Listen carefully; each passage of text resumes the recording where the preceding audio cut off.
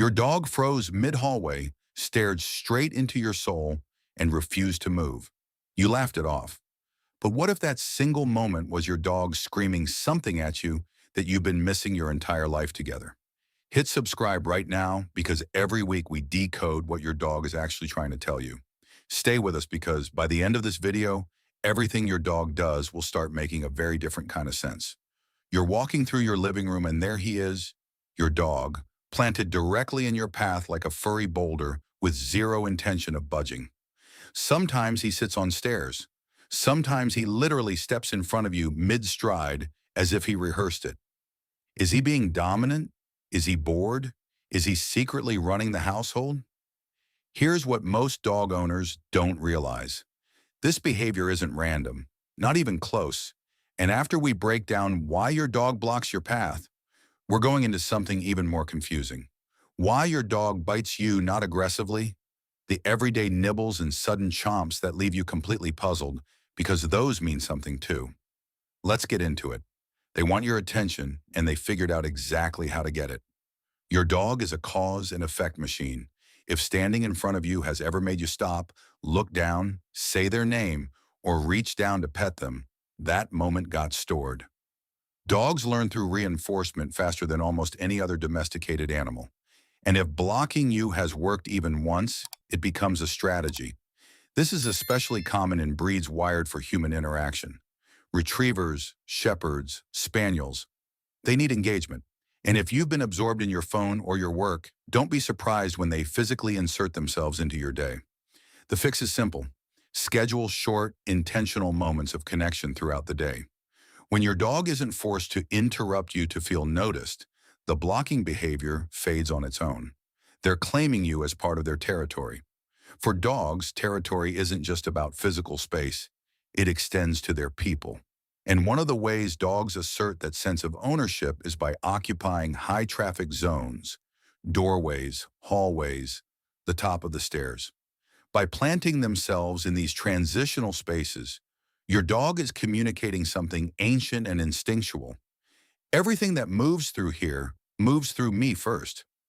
Ethologists who study animal behavior in natural settings have noted that this kind of spatial assertion is deeply embedded in pack animals. Your dog isn't trying to dominate you aggressively. They're maintaining a sense of order that feels safe to them. Give them a designated spot nearby, a bed, a mat with their scent, and reward them consistently for using it. You redirect the instinct without suppressing it. They might actually be trying to herd you. This one sounds almost funny until you realize how perfectly it explains the behavior. Herding breeds, border collies, Australian shepherds, corgis have an almost irresistible genetic drive to control movement. When they walk directly in front of you, nudge the back of your legs, or circle your feet, they may quite literally be steering you. In their mind, they're doing their job. You're the livestock. But here's what's fascinating. Even non-herding breeds do this around meal times and routines. If your dog has noticed that when you walk toward the kitchen at 6 or in the evening, food tends to appear, they'll start intercepting your path earlier and earlier, trying to move the process along. Does your dog do this right before dinner or a walk? That's not coincidence. That's a highly observant animal who has memorized your entire schedule and decided to participate in it. Control and a big personality. Some dogs just have big personalities.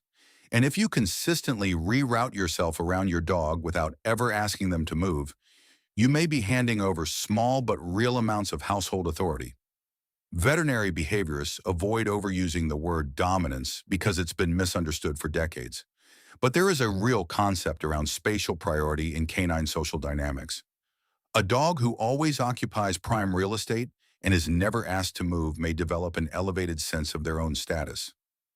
The solution isn't punishment. When your dog blocks your path, don't step over or around them. Use a calm cue, a word, a hand signal, a gentle tap of your leg, and wait for them to move. Then reward them when they do. You're not being harsh, you're being clear. Tell us in the comments who's really running your hallway right now. Protection mode. Dogs evolved alongside humans for roughly 15,000 years.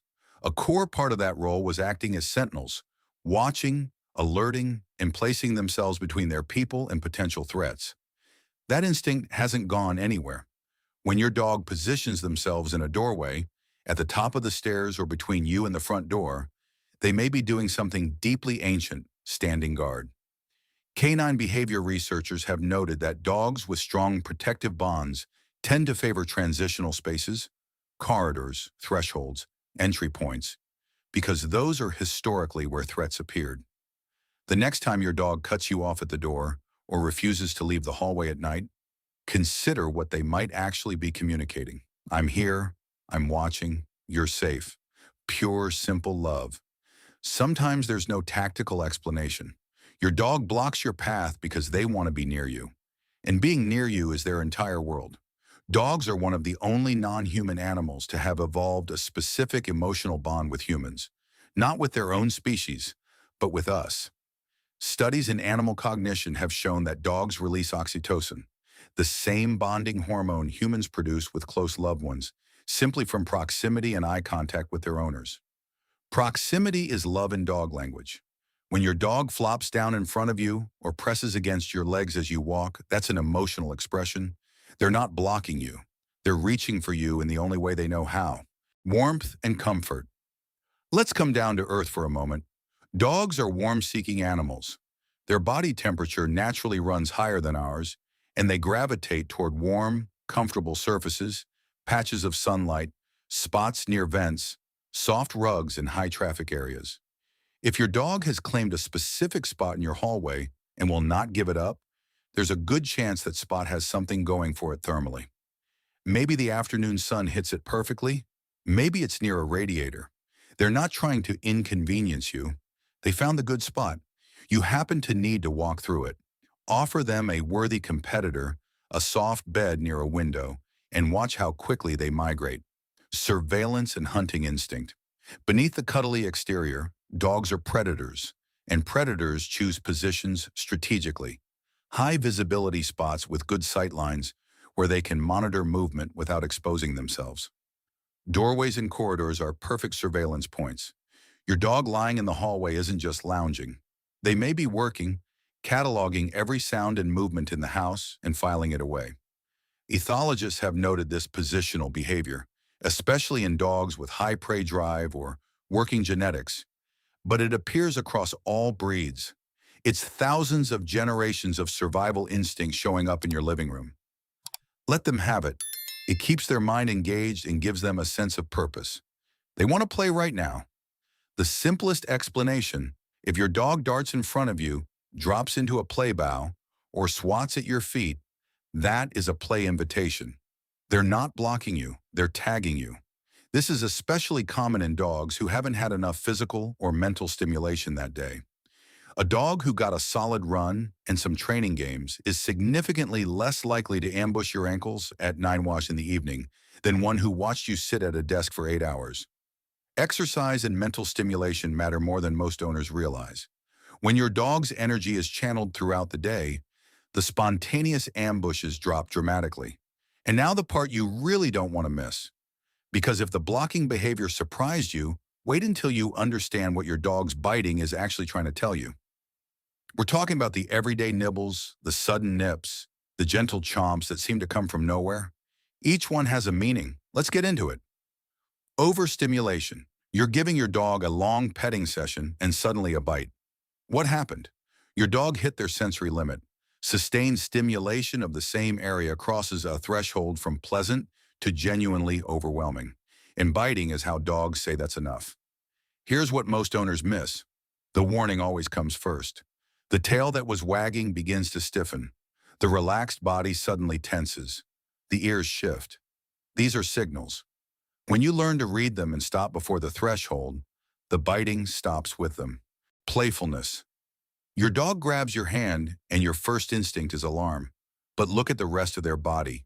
Tail going. Play bow. That's not a bite. That's an invitation. Dogs use their mouths the way toddlers use their hands to explore and engage. A soft mouth grab during play is genuinely just their version of tag. The problem is that if your hand has always been an acceptable target, your dog has no reason to think otherwise. Swap your hand for a tug toy consistently, and the mouthing redirects naturally. Love bites. Has your dog ever gently taken your hand in their mouth and just held it? Or given a series of soft nibbles on your wrist while you're sitting together? That's affiliative behavior, the same impulse that drives dogs to groom each other. When your dog does it to you, they're treating you as a fully trusted social companion. It usually happens during calm, close moments. The nibbles are gentle, controlled, almost rhythmic. If it gets slightly too firm, a quiet ouch and gently withdrawing your hand gives them all the information they need. Consider it a compliment. A slightly damp one, but a compliment. Attention-seeking bites. You're reading. Your dog stares at you for 30 seconds. You don't look up. They tap you with a paw. Still nothing. So they bite you. Some dogs learn that a well-timed bite is the fastest way to interrupt whatever you're doing, and the moment it works, it becomes a strategy. The critical thing is your response. If you immediately look up or react with surprise, you've confirmed that biting is effective. What works? Wait for a gentler behavior, a quiet sit, a soft paw nudge, and respond immediately and enthusiastically to that. You're teaching them that the gentle approach gets results. Biting doesn't. Redirected frustration, your dog is watching a squirrel outside, completely locked in, and then you walk past and chomp. You did nothing wrong. When a dog is highly aroused by something they can't reach, that emotional energy needs somewhere to go. The nearest available target absorbs it. This isn't personal. It's an overloaded nervous system looking for release. Watch for the signs: rigid posture, stiff tail, dilated pupils, rapid breathing. If you see these, don't approach. Give them space and long-term reduce access to the triggers. Frosted window film, or repositioning the dog bed, helps because prevention beats correction every time. A bite is a warning. Most bites don't come out of nowhere. They're the fifth or sixth signal in a sequence that the human missed every time. Canine communication researchers have documented what's called the ladder of aggression, an escalating sequence of signals dogs use before they ever make contact. It starts with a yawn, a lip lick, a subtle head turn. It progresses through a hard stare, a stiff posture, a low growl. Biting is the last rung, reached only when everything else failed. When owners consistently miss the early signals, dogs sometimes skip them entirely and go straight to what has worked. Learn the quiet cues, the tension before the snap, the almost imperceptible shift in posture. It's a language, and learning it changes everything. Teething. If you have a puppy between 2 and 6 months old, there's a simple physiological explanation for why they're mouthing everything. It hurts. Baby teeth are falling out, adult teeth are coming in, and chewing provides pressure relief for sore gums. This is not a behavioral problem. Punishing a teething puppy for mouthing is like punishing a baby for crying. Redirect consistently. Keep appropriate chew toys available. A frozen rubber toy provides real relief. The phase ends on its own, and puppies given appropriate outlets reduce their mouthing significantly once the adult teeth settle in. Fear and anxiety. You reach down to pick up your dog and snap. That wasn't aggression. That was panic. When dogs feel trapped, cornered, or overwhelmed, biting is a last resort escape mechanism. The warning signs are usually visible beforehand. Ears pinned back, tail tucked, body low, whites of the eyes showing. A dog displaying these signals is telling you very clearly they are not okay. The approach that works. Let the dog come to you. Always give them an exit. Build trust through slow, patient, reward-based exposure to things that previously frightened them. A dog who feels genuinely safe rarely needs to defend themselves. Hunting instinct. Your dog launches off the couch, grabs your arm, wrestles with it for 3 seconds, then bounds away looking thrilled. This is not aggression. This is your ancestral predator having a moment. Even the most domesticated dog carries a prey drive. And if that drive isn't channeled into appropriate outlets, fetch, tug, flirt pole, scent games, it finds its own targets.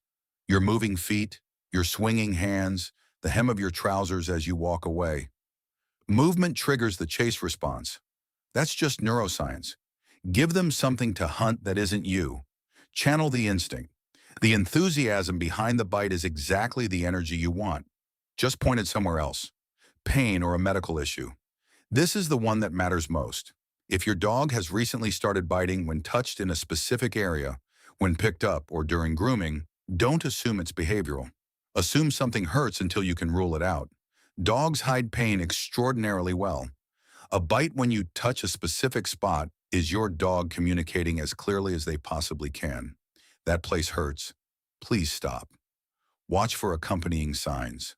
Flinching when approached, reluctance to use stairs, excessive licking at a specific area, appetite changes, or withdrawal from interaction they previously enjoyed. Any of these alongside new biting behavior means one thing: see your vet. The bite isn't the problem. The bite is the message. If this helped you understand your dog even a little better, subscribe right now. Every week we go deeper into the science behind your dog's behavior, because the more you understand them, the stronger that bond becomes. If these insights change how you view the silent signals in your home, please subscribe and like the channel. We are decoding the language that has been spoken for thousands of years. Let's build a better bond. The next breakthrough in understanding your companion will be revealed soon.